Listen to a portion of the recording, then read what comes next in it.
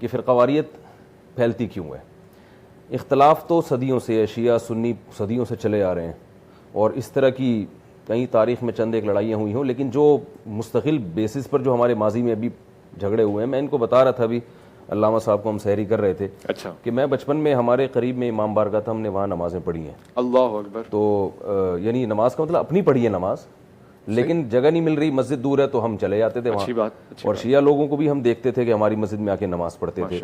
لیکن ایک دور ایسا آیا کہ اگر میں امام بارگاہ میں, یعنی جیسے مسجد دور ہے یا مجھے پتہ ہے کہ نماز قضا ہو جائے گی تو چلو یہاں پڑھ لوں, تو ایک دور ایسا آیا کہ اگر میں ایسے جاؤں گا تو شاید کسی دہشت گردی کے کیس میں گرفتار کر لیا جائے.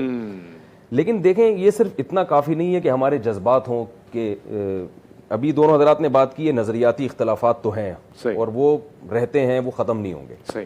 یہ ضروری نہیں ہے کہ میں آپ کے مسلک سے متفق ہوں, میں اپنے مسلک کا دفاع کروں گا, اور دلائل کی دنیا میں آپ کے مسلک کو غلط بھی قرار دے دوں گا, جیسا کہ ہمیشہ ہوتا رہتا ہے کہ بھئی آپ کی رائے یہ ہے لیکن دلائل کی دنیا میں میری رائے ہے.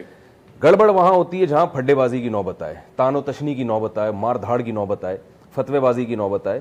لیکن یہ نوبت آتی کیوں ہے کہ جب بھی کوئی ایسا کام کیا جاتا ہے جس سے دوسرے کے جذبات مجروح ہو رہے ہوں, تو پھر انسان طیش میں آتا ہے. ابھی علامہ صاحب بتا رہے تھے کہ جو لوگ ہمارے بارے میں یہ کہتے ہیں کہ ہم 40 پاروں کو مانتے ہیں, تو مجھے لوگوں پہ ہنسی آتی ہے, ٹھیک ہے نا. تو جن لوگوں نے یہ دعویٰ کیا کہ سب شیعہ 40 پارے ہیں سب کے ہاں, تو انہوں نے بعض شیعوں کے جذبات کو آگ لگائی. انہوں نے کہا یار یہ ہمارے بارے میں کیسے کرتے ہیں, ظاہر ہے سب اس طرح نہیں ہوتے.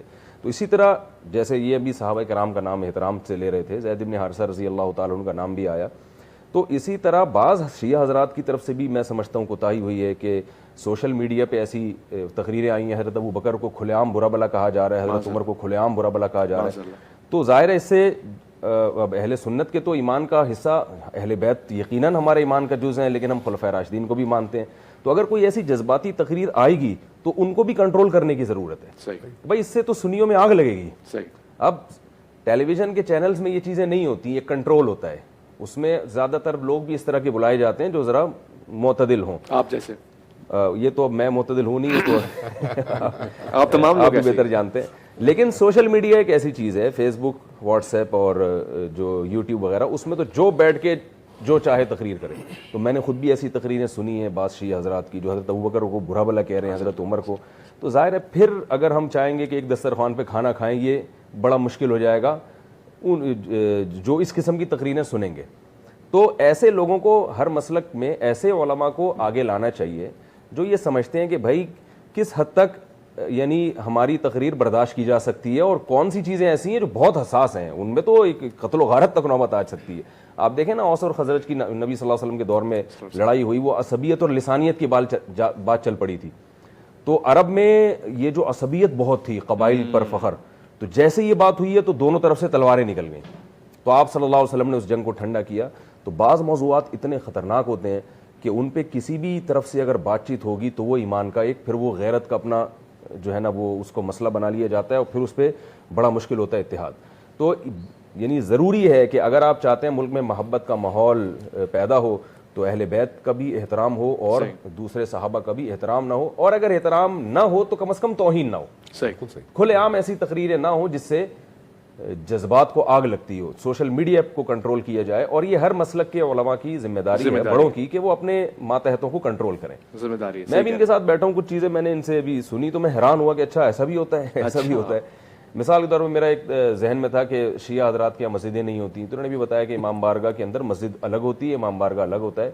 تو ٹھیک ہے, ہمارے مذہب میں امام بارگاہ نہیں ہے, لیکن اتنی تو ایک بیٹھ کے ایک بات سامنے آئی کہ امام بارگاہ مسجد سے الگ ہے. اور انہوں نے بتایا کہ چونکہ جو عورتیں مینسز میں ہوں وہ مسجد نہیں جا سکتی, تو ان کے لیے پھر امام بارگاہ بنائی گئی. مسجد اس سے بالکل ایک اس کے الگ ہوتی ہے. تو ایک کانسیپٹ کلیئر ہوا کہ اچھا ایسا ہوتا ہے, ہم تو سمجھتے تھے ایسا نہیں ہے. انہوں نے بتایا کہ 40 پارے نہیں ہوتے بھائی, ساری دنیا 30 مانتی ہے. تو ایسے ہی حضرت ابو بکر, حضرت عمر, حضرت عثمان, یہ بھی ہمارے خلفائے راشدین میں سے ہیں, اور جتنے صحابہ ہیں, امی عائشہ رضی اللہ تعالیٰ عنہ, ان کی برات تو قرآن مجید میں نازل ہوئی ہے. تو اس قسم کی تقریریں اگر کوئی کر رہا ہے شیعہ حضرات میں تو اس کو تھوڑا سا کنٹرول کرنا چاہیے کہ بھائی یہ مسئلہ ایسا ہے جس پہ اہل سنت بہت جذبات میں آتے ہیں, تو اس سے ملک کا امن خراب ہوگا. دونوں طرف ضرورت ہے, اگر ہمارے ہاں کوئی ایسی تقریریں کر رہا ہے جو ایسے الزامات لگائے جا رہے ہیں جو نہیں ہیں, جو شیعہ حضرات میں وہ چیزیں نہیں ہیں, تو ہمارے حضرات کی ذمہ داری ہے کہ اس کو کنٹرول کریں. یہ آپ نے بغیر تحقیق کے کیسے الزام لگائے. اور 4 آدمیوں کو دیکھ کے, جیسے دیکھ کے چاول ہوتے ہیں نا, 2-4 چاول چیک کر کے پوری دیکھ پر حکم لگا دیا جاتا ہے. تو کوئی مسلک ایسا نہیں ہوتا کہ 2-4 افراد کو دیکھ کے آپ نے پورے مسلک پہ ایک چیز کا حکم تھوپ دیا. یہ بدگمانی ہے, یہ جائز نہیں ہے. تو اس طرح سے میں سمجھتا ہوں یہ وہ مضبوط بنیاد ہوگی جس بیس پر ہم مختلف مکاتب فکر کے درمیان ایک جوڑ پیدا کر سکیں گے, محبت پیدا کر سکیں گے, جو ملک کی ایک بہت شدید ضرورت بھی ہے. بہت خوبصورت گفتگو ہو گئی. اور جی حضور آپ چند جملے عرض کروں, اجازت ہے؟ جی بالکل. میں مفتی صاحب کو اپریشیٹ کرتا ہوں اس حوالے سے, بڑی خوبصورتی انہوں نے اور اچھی گفتگو کی ہے. دیکھیں کچھ چیزیں ہوتی ہیں زمینی حقیقتیں, ان زمینی حقیقتوں کی طرف اگر ہم نہیں جائیں گے تو یقیناً غلط فہمیوں کا شکار ہوں گے. مکتب تشیع میں یا اہل سنت کے مختلف مکاتب کے اندر بعض شدت پسند ہر جگہ ہوتے ہیں. کیا یہ جو گزشتہ 30 سال میں پاکستان میں جتنی دہشت گردی ہوئی ان کا تعلق کسی خاص مکتب فکر سے تھا یا نہیں تھا؟ لیکن کیا اس پورے مکتب کو مطعون کرنا کہ یہ مکتب دہشت گرد ہے یہ درست ہے؟ قطعاً نہیں. میں اس بات کی کبھی بھی اجازت نہیں دوں گا کہا جائے کہ بھئی دیوبندی دہشت گرد ہے. نہیں بھئی ایسا نہیں ہے. اسی طرح سے اہل حدیث کے حوالے سے کہنا کہ سب گستاخ ہیں, نہیں قطعاً ایسا نہیں ہے. ہو سکتا ہے 2-4 بندے ان میں سے نکلیں جو اس طرح کی زبان استعمال کریں, ان کو آپ مکتب کو مجموعی طور پر اس طرح کی بات کریں تو یہ قطعاً درست نہیں ہے. اسی طرح سے بریلویوں کے حوالے سے اگر یہ کہا جائے یا اہل سنت جن کو کہا جاتا ہے عامت المسلمین میں, ان کے حوالے سے یہ کہا جائے کہ یہ سارے بدعتی ہیں, نہیں بھئی ایسا بالکل بھی نہیں ہے. اسی طرح سے اگر اہل تشیع کے حوالے سے بھی ایسی بات کی جائے تو یہ بھی غلط ہے, بالکل ایسا نہیں ہے. میں آپ کو 2 مثالیں دیتا ہوں. اس وقت نجف میں ہم چونکہ تقلید کرتے ہیں, اہل سنت حضرات ان 4 ائمہ تک ہی محدود ہیں. ہم ہر دور میں زندہ مجتہد کی تقلید کرتے ہیں, ٹھیک ہے. اس لیے اس تقلید کے لیے مجتہد کا جامع الشرائط ہونا ضروری ہے. آج کے دور میں 2 بڑے مجتہد ہیں ہمارے ہاں, ایک آیت اللہ العظمیٰ خامنئی ہیں اور ایک آیت اللہ العظمیٰ سید علی سیستانی ہیں. سید علی سیستانی عراق میں ہیں.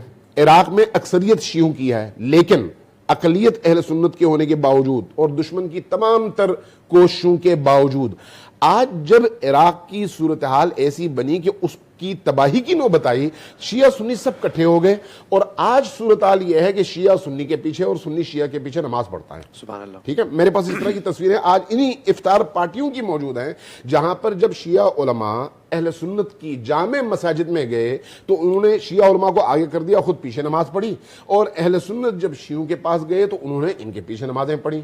تصویریں انہی دنوں کی, یہ جو آج کل یہ دن گزر رہے ہیں. اچھا, وہاں پر اہل حدیث کا بھی ایسا ہی ہے. اہل حدیث کے بہت بڑے عالم دین ہیں شیخ مہدی سمیدی, ابھی انہوں نے جو فتویٰ دیا وہ پڑھ کے میں خود حیران رہ گیا کہ شیعہ علماء نے ایسا فتویٰ نہیں دیا جیسا فتویٰ انہوں نے دیا. اس کا مطلب یہ ہے کہ جب دشمن سامنے آتا ہے تو پھر چھوٹے اختلافات کو پس پش ڈال دیا جاتا ہے. لیکن کیا اس کا مطلب یہ ہے کہ اس معاشرے کے اندر بد زبان لوگ نہیں ہیں؟ نہیں, ایسا ہے, ہر معاشرے میں ہوتے ہیں.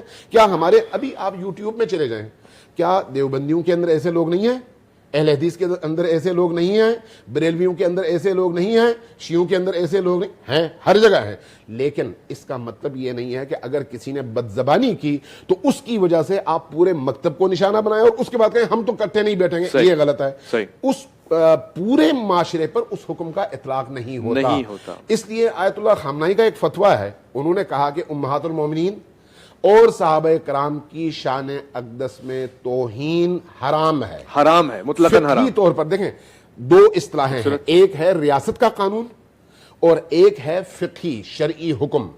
انہوں نے جو اپنا فتویٰ دیا اس میں ان سے پوچھا گیا تھا, جب پوچھا گیا انہوں نے کہا کہ امہات المومنین کی شان اقدس میں کوتاہی اور اس طرح کی زبان استعمال کرنا شرعاً حرام ہے, قانوناً جرم ہے.